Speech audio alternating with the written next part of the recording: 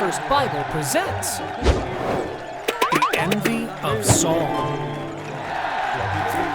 After speaking with King Saul, David was taken into his service, and from that moment on, he no longer returned to his father's house.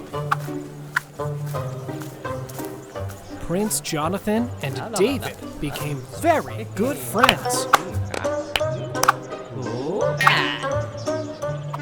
Jonathan's soul was bound to David's, and he came to love him as himself. That is why they made a covenant of friendship. Jonathan took off his robe, his sword, his bow, and even his belt, and gave them to David.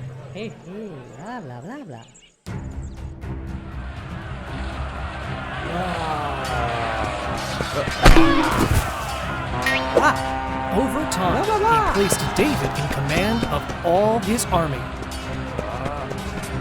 Every assignment he received, David carried out successfully.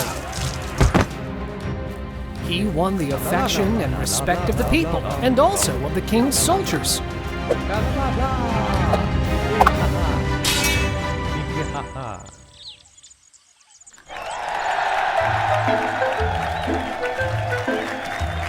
One day, as they returned from battle, a group of women from all the towns of Israel came out singing and dancing to welcome King Saul. To the sound of tambourines and other musical instruments, they sang.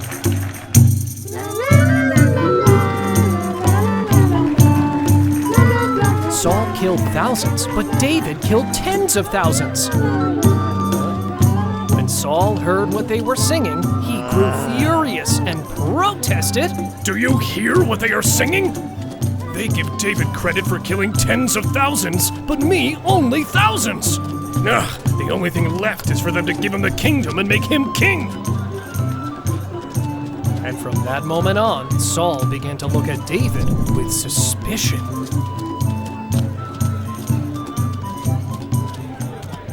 The next day, an evil spirit came over Saul and began to torment him right there in his palace.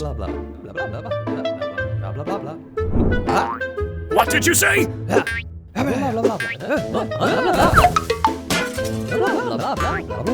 He was walking around with a spear in his hand. As usual, they called David to play the harp.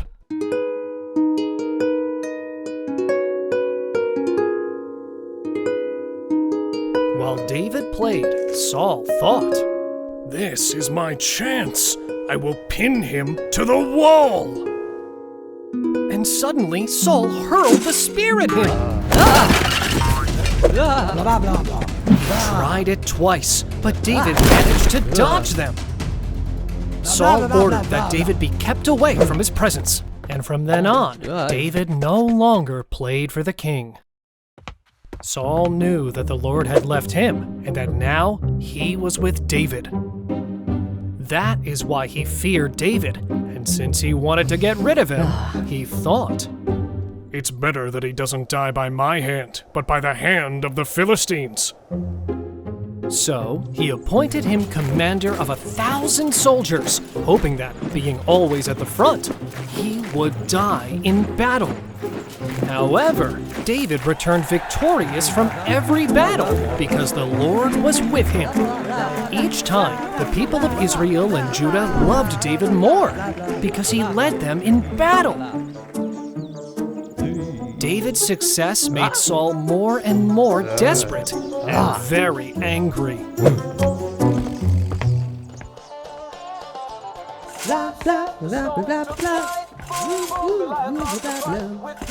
One day, they brought David before King Saul, and the king said, "Just as it had been promised to whoever defeated the giant, here I give you Mirab, my eldest daughter. I give her to you as your wife on one condition, that you serve me bravely fighting the battles of Jehovah." But David replied, "My king, but who am I?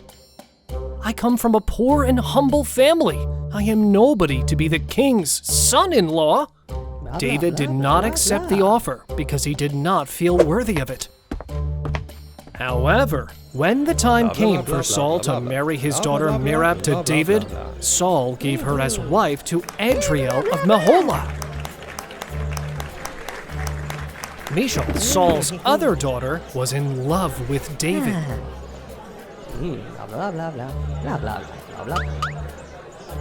When they told Saul, he was pleased and thought, Perfect. I can take advantage of this. I will give her to him as a trap, so he will fall into the hands of the Philistines.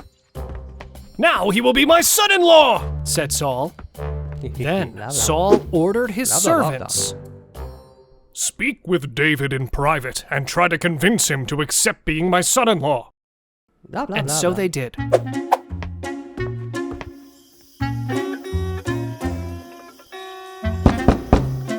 When they went to David, they said, Hey, David, we heard that Michal is in love with you, huh?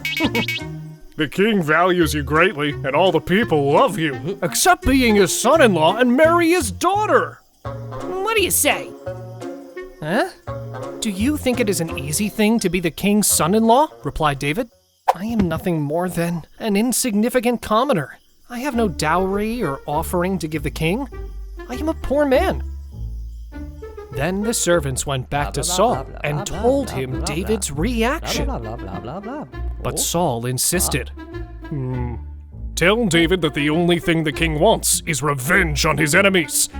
And as a price for his daughter, tell him the king is asking for 100 Philistine foreskins. 100 what? 100 Cut! What happened? My gosh. We can't say it like that. But that's what the Bible says. Yes, I know, but... All right. Everyone, back to your places! Take 2, action! Tell David that the only thing the king wants is revenge on his enemies. And as a price for his daughter, tell him the king is asking for 100 tokens, or evidence of dead Philistines. Like that. In reality, Saul's intention was for David to die at the hands of the Philistines. Then the servants went and delivered the message to David. He replied, that doesn't sound like a bad idea. I'll do it. So, David took his soldiers and went against the Philistines. And instead of killing 100, he killed 200 Philistines, bringing the tokens of each one. And he brought them before Saul to become the husband of his daughter. Here is what you asked for. Instead of 100, I brought you 200. This will be the dowry to marry your daughter Michal. Saul could not believe what he saw. He was more frustrated and angry than ever. But since he had no choice, he gave his daughter Michal to David to be his wife. Saul realized that, indeed, the Lord was with David, and that his daughter Michal loved him. That is why Saul's fear of David increased, and he became his enemy for the rest of his life. For the rest of his life.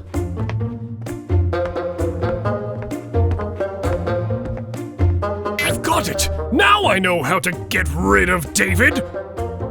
Do you want to know what I'll do to him? What I'll do is... first, subscribe! Yes, hit subscribe and hit the like button! That really helps the channel! Did you do it already? Already? Did you leave your like and subscribe? Perfect. What I'll do is... What did you say, Samuel? That I should tell them later in the next episode. All right. I won't tell them, so you see that I obey. Leave us a comment! And follow us on our social networks.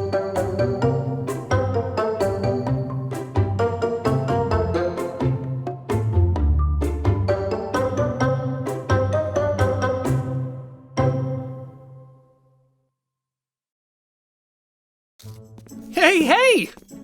Like in every video, it's time to say hi to our friends who commented on our posts. If you want a shout out in the next video, follow us and comment on our latest post on social media, Instagram and YouTube. But before we start, huge thanks to all our oh my gosh members! Alright, today's shoutouts go to Bumpin' the G, Empowering Sacred Birth, Hannah and Micah in Lakeland, Florida, Dana from Australia. Thank you very much for your super thanks. Lego Bible Adventures, Guest B4V, Zahalia, TFA, Chris Molina, B546 from the Philippines, Mindanao, Isabella, Esther, Rachel, and Janelle from Versavia, Jason in Botswana, Motheo, and Justin, the Biblical Shorts, Medasier 26, Layla DeVille, Antonio Pedro from Decatur, Ethan from UAE, Darian from Trinidad, Nakama, Rachel, and Felicia, Joe Howard 123, Kenneth, Tade, and Davian from Houston, Texas, Daria from South Carolina, Sophia here from India, living in UAE, Amy Ifalgam 7181, Landon in Sunrise, Florida, Deborah Toda and Livingstone from Maharashtra, India, Nakama, Rachel, and Felicia, Clarissa Reyna 990, Smyrna 7607, Joyce in the UK, Barbara Rovney, Nehemiah from Richmond, Virginia, Animación Bíblica Lego, Keys Creation 6421. Thank you very much for all your great support.